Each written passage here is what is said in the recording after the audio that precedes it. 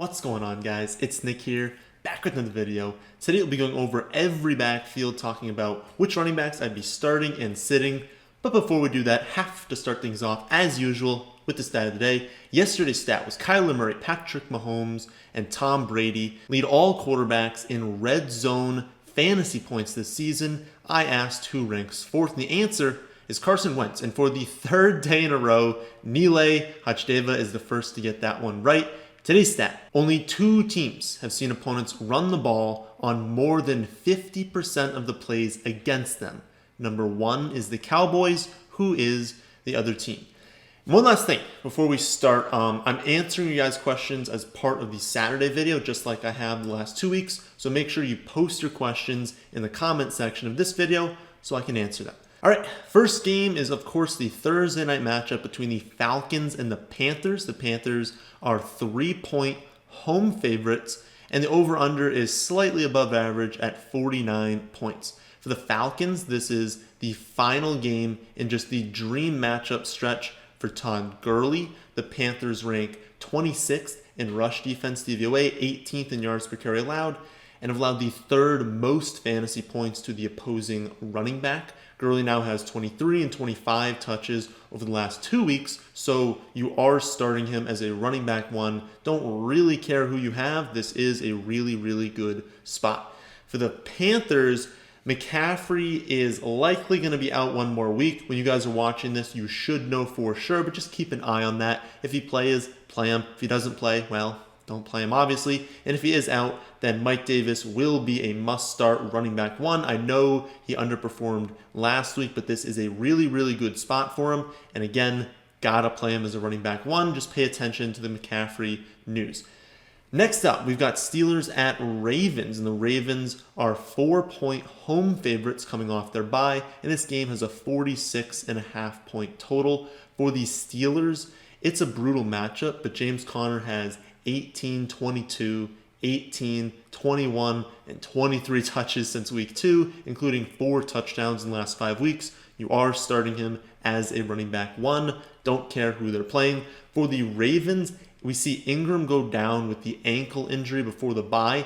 If he's active, I want no part of this backfield. They're splitting the touches. No one's going to have upside in a matchup with Pittsburgh. If he's out, though, it becomes interesting. We've got Gus Edwards being a pretty thin play still. He's probably going to see like 12 to 14 carries, but probably 0 to 1 targets. And so in this matchup, you're not really looking at much fantasy production. Dobbins is the more appealing play. The Ravens could use the bye to get him a little bit more involved in the offense, and he has looked really, really good when they've given him the chance. Given the matchup, I think you can really only play him as like a low-end 2 or maybe a flex play because, I mean, Pittsburgh is just awesome at defending everything, but especially running back production. And so if Ingram's out, I think to go over everything again, Gus, maybe in a deeper format, you can play him, but again, not going to get the targets. But Dobbins has a little bit of upside, running back 2 to a flex play if you need to use him. He's definitely not a must start, though, because this is like one of the most difficult matchups. Next up, we've got Jets at Chiefs in what could be the most lopsided game of the year. The Chiefs are currently 19.5 point home favorites, and the total set at 48.5 points, meaning the Jets are only projected to score less than 15 points, which is crazy. For the Jets, I am very pleased to announce that Frank Gore played only 16 snaps on Sunday. They're finally starting to phase him out. Unfortunately, we see him still get 11 carries on the 16 snaps, but it's nice to see that P. Ryan did have 40 snaps compared to Gore's 16. And they have clearly been trying to get P. Ryan more and more touches in recent weeks. We should expect another like 10 to 15 touches for P. Ryan here, with a few of those coming in the receiving game, which is really nice for his upside. That honestly makes him viable if you're desperate. I'd still prefer it in a deeper format, like a 14-team league. He's my running back 36 right now, so typically in a 10 or a 12-team league, that's probably still a bench play, but in a deeper format, I think he's fine, and he's better in full PPR because he's going to get a little bit of value in the receiving game. Just know that when a team's projected to score like 14.5 points, there's only so many touchdowns go around, and that touchdown might be one. And so you don't really want to start the running backs on teams that are projected to score one touchdown, and you're not starting Frank Gore in any format. For Kansas City, last week we see Clyde play on 53% of the snaps, and then Le'Veon Bell play on 33%. That's our first indication of what the split could be, but I still expect Bell to play closer to 40-45% this week, get him a little bit more involved, get him a few more touches, and it's obviously going to come at the expense of Clyde. The Chiefs are nearly 20-point home favorites, though, and so you can realistically start both Bell and Clyde because this game script is going to be incredibly good. There's going to be a lot of opportunities. The team's going to score a lot of points, and so given that also it's a little bit of a revenge game for Le'Veon Bell, I think the Chiefs are going to look to get him a touchdown. I wouldn't be surprised if both Clyde and Bell were to score here. I view Clyde as a low-end 1 and Bell as more of a flex play just because we don't know for sure that they're going to expand Bell's role too much, and he didn't have very much volume last week, even with the 33% of snaps. And so if he gets closer to like 10 touches this week, I mean, that's still, you got to be pretty good on 10 touches to be worth this start. And so I think flex play for Bell. Clyde is more of a low-end 1. Titans at Bengals is next, and the Bengals are 6-point home underdogs, and this total is one of the higher ones of the week at 54.5 points. For the Titans, always start Derrick Henry. For the Bengals, depends on the status of Joe Mixon. The Bengals have their bye in week 9, and so it really wouldn't be that surprising if they were to hold Mixon out again this week, get him fully healthy following the bye, and then you can start him again in week 10. If that does happen, then Bernard is once again a must play as a low-end running back 1. If Mixon does play, we're going to have to see how much they expect him to play, and I'll adjust the rankings accordingly for both Mixon and Bernard. Rams at Dolphins is the next game, and we have a 46-point total in this one, and the Rams are just 4-point road favorites. For the Rams, Akers has played 4 snaps in the last 2 games combined and is honestly fine to drop in 10 and 12 team leagues. Malcolm Brown is playing about 40% of the snaps, but he has a pretty low floor, and I really just wouldn't play him outside of 14 team leagues. This is going to look like a really good matchup because we're just fine-tuned to say, ooh, look, the Dolphins, that's an easy matchup, but they're much better this season, and so given that he's really not seeing that much volume, talking about Malcolm Brown there, I would not play him in a 10 or 12 team league. Henderson's the lead back right now. He has 18, 14, and 17 touches over the last 3 weeks, and he does have some reception and touchdown upside. His floor is lower than we'd like it to be, but the volume is still solid, and it does make him running back 2. For the Dolphins, it's Tua time, and I'm very excited to see how he looks, but I think he should play well overall. I went over this in yesterday's video, but there's just no way the Dolphins are going to make this switch if he isn't ready. Fitz was doing fine, and the offense was pretty solid, and so if Tua needed, another month, he'd have gotten another month. They're not going to just rush him in, especially rushing him in to play a pretty good defense in the Rams. That's a very difficult matchup. So I'd be surprised if the offense takes a step back as anything more than the matchup. Of course, even Ryan Fitzpatrick may have performed poorly against this defense, and even elite quarterbacks are going to struggle against this defense. And so I'm not saying Tua is going to go out there and just light the world on fire, but I think he's going to be solid, and I don't think we should downgrade the offense because of it. I think this is an upgrade. I really believe that if he was not ready, he would not be out there, so we should trust this offense is still going to be good. For Gaskin, that basically means don't assume his role is going to change all that much. He's going to get work in the receiving game. He's going to get some work on the ground. He's going to get some goal line opportunity. Pretty difficult matchup, so he's more of a mid to low end running back 2 this week, but he does have a pretty solid floor, especially in a full PPR league. So definitely don't look at this matchup and think you have to bench him. He's been getting a lot of work, and so I would play him. Next up, we've got the Colts at the Lions. The Colts are 3-point road favorites, and the total is set at 50. For the Colts, Jonathan Taylor is in a great spot. The Lions rank 30th in rush defense DVOA, 26th in yards per carry allowed, while giving up the 5th most fantasy points to the opposing running backs. I expect Jonathan Taylor to have a really nice day coming after their bye, and I think that you are playing him as a running back 1, and I really just wouldn't play any other Colts running back. For the Lions, They continue to use Adrian Peterson despite 2.6 yards per carry over the last month, but fortunately, Swift saw his largest snap share of the season at 45% last week. He scored 4 touchdowns in the last 3 games. I can't justify starting Adrian Peterson outside of like a 14 or 16 team league, but Swift, he's a low end 2 in a 12 team league thanks to his receiving and touchdown upside and the fact that one day he's going to come out there and get like 20 touches. It's going to happen. We have no indication of when it's going to happen, but it will one day, and you want to be starting him when it does. Next up, we've got Patriots at Bills. This game has a gross 43-point total, and the Bills are only 3.5-point home favorites. For the Patriots, who really knows? I mean, James White saw his targets vanish last week. He had 1 target. And we see Rex Burkhead play the most snaps, but only get 7 touches. We see Damian Harris lead the backfield, but it's only 10 carries and 1 reception. He's looked really good, but there's really not a ton of upside unless they're just crushing teams, which doesn't look like it's going to happen anytime soon. So I really wouldn't trust any of the running backs on the Patriots, especially because even when they get close to the goal line, I mean, Cam takes a lot of those opportunities, and so the touchdown upside is capped for everyone. For the Bills, Devin Singletary has looked just dreadful over this last month. He's averaging 3 yards per carry, 4.3 yards per target, and he's just very clearly not the answer at running back and is not someone I think you can realistically start right now. Zach Moss, he's seen his snaps go up from 25% to 47% in his second week back from the toe injury, and he turned those snaps into 72 yards on 10 touches. Moss is the preferred back between these two, but he's still only a flex play at best, and I would really prefer to just sit both of them.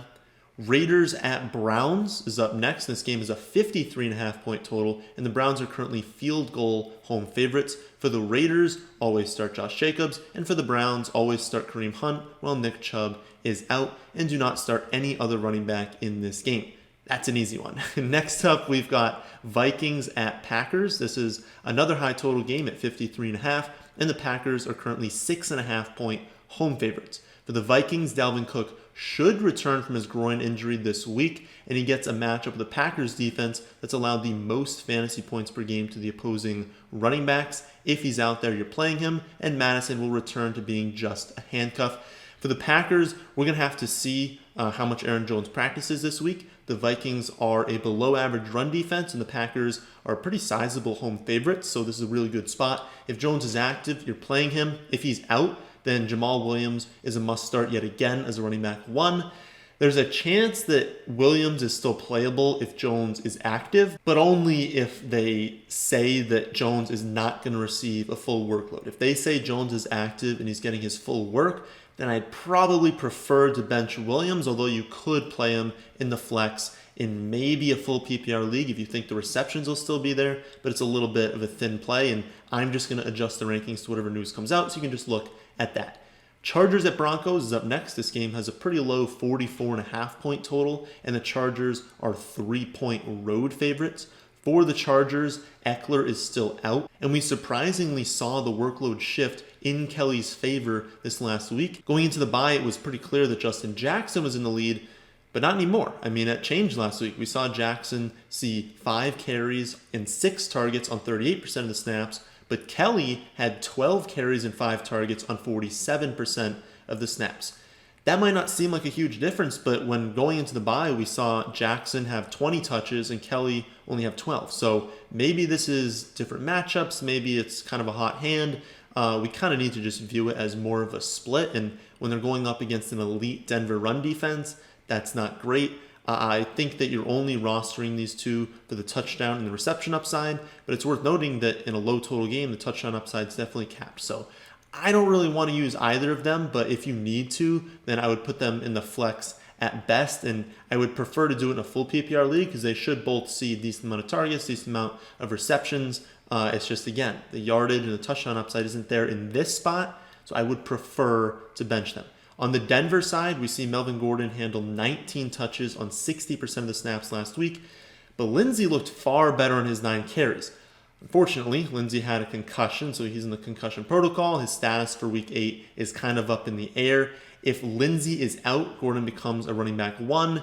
If Lindsay's cleared, then they're both flex plays, not fantastic plays, but guys you probably want to just put in the flex because they're both going to be very heavily involved in this offense.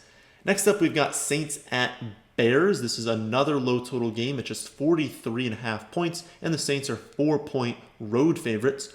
For the Saints, always start Alvin Kamara. Murray's a fine play in like a deeper format, 14, 16 team leagues, but you're just praying for a touchdown, and this isn't really the matchup. You should expect him to go often, so I'd leave him on the bench. For the Bears, the entire Bears offense looks like complete trash right now, but Montgomery has seen 17, 23, and 19 touches over the last 3 weeks, including reception totals of 7, 4, and 5. And he's been playing, north of 80% of the snaps. He's getting all the goal line. It's just this offense looks so bad that this volume hasn't even really mattered that much.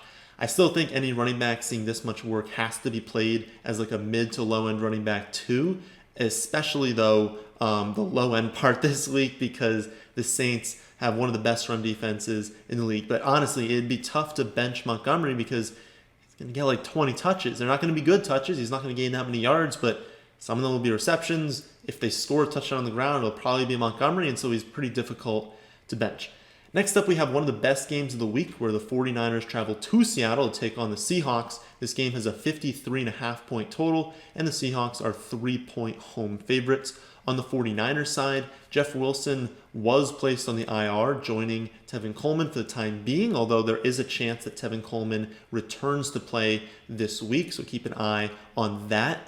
But assuming Coleman is out, then the 49ers will be down to McKinnon and JaMycal Hasty.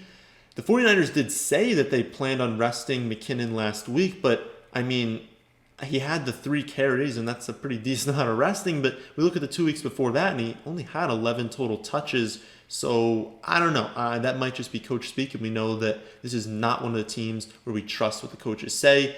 If Coleman remains out, I would bet on Hasty over McKinnon. Hasty's looked really good. We know they were excited about him in the offseason, and he could easily see, 15 or more touches with all the injuries in this offense. And I view him as a low-end running back too if Coleman remains out. And McKinnon would be more of a flex play who's definitely better in full PPR. For the Seahawks, we just have an absolute mess. I mean, Carson, Hyde, Homer, they could all miss this game, or all play for that matter. Carson looks very doubtful with the foot injury, so I would assume that he's not playing, but then we've got Carlos Hyde with the hamstring, we've got Homer with the knee bruise, and so the lead back could be DJ Dallas, and if that happens, I mean, you could probably play him. I mean, because of buys and injuries, in my 14-team league, I have Miles Sanders hurt, I've got James Robinson, Antonio Gibson, Chase Edmonds, all on bye. So Jonathan Taylor is my only active running back right now, and so I added DJ Dallas just in the off chance that he's the only active one between Carlos Hyde, Chris Carson, and Travis Homer. And so if that's the case, you could legitimately start DJ Dallas. And so if you're out there, you're very desperate running back like I am this week, and he's not the worst ad in the world. Just know that, if 2 of those 3 are active, you're not playing Dallas. Sunday night game is Cowboys at Eagles. The Cowboys are 7.5 point road underdogs, and this game has a pretty low 43.5 point total. For the Cowboys, always start Zeke. For the Eagles, this is the perfect matchup, so it's very unfortunate that Miles Sanders is likely to miss. They have a bye next week, so it would be pretty smart for them to just hold Sanders out for 1 more week, have him rest up during the bye, and be good to go in week 10. If that's the case and he misses, then Boston Scott is a great play as a running back too. Corey Clement could be used in your flex spot, but I would reserve that for like 14 or 16 team leagues. It's pretty desperate to need Corey Clement in a 10 or 12 team league. The final game of the week is Monday Night Football, where the Bucs will take on the Giants. This game has a pretty average 46 point total, and the Giants are massive 10.5 point home underdogs. For the Bucs, Fournette had 17 touches on 56% of the snaps last week, compared to 14 touches on 43% of the snaps for Jones. Fournette is a problem when Jones is healthy, and you realistically cannot trust Ronald Jones when Fournette is out there. He could have a good week, he could score a touchdown, but you can't trust his floor. It is very, very low, and the upside is very capped because Fournette, on average, will probably out-touch Ronald Jones when they're both active. I've been saying since the signing that they don't go out and get Fournette unless they want to use him, and so when he's healthy, I think they're going to. The Giants actually have a pretty solid run defense as well, but the game script should definitely favor Tampa here, and so both these running backs are in a good spot. I have Fournette as a running back 2 and Jones more as a flex play, but someone you could also use as running back 2. It's really just going to come down to who scores a touchdown, right? I mean, if one of these dudes scores a touchdown, they're going to be a fine play. If all the touchdowns come through the air, they're probably both going to be disappointing. It's just going to come down to that, and we can't really know. So again, I'd prefer Fournette because he has a little more upside, but they're both pretty similar. Who's going to score is the question. For the Giants, we saw Freeman go down with the ankle injury last week, and so Gallman stepped up to replace him. I probably wouldn't risk playing Freeman unless we knew for a fact he was going to be active. It's really not worth taking a 0, and say, well, maybe he's going to play. Honestly, it's Freeman in a brutal, brutal matchup, coming off an injury. Don't chance it if you don't know for sure that he's going to play. Again, especially this is the Bucs. This is the most difficult matchup for running backs. You fade pretty good running backs in this spot, so you fade Freeman. If he's declared out, you can play Gallman, but it's the exact same thing with him. Yeah, Gallman's going to be used a lot, but this is the Bucs, and they're 10.5-point underdogs. Probably not going to score very many points. Probably not going to score many touchdowns. I would just prefer to go elsewhere. So that's a breakdown of every backfield in Week 8. If you want to see my exact rankings on all players, you can check that out at our website, thefantasyfootballadvice.com. That's the end of this one. Hope you all did enjoy. If you did, then how about hitting that like button, and how about subscribing to the channel if you're new? Thanks for watching.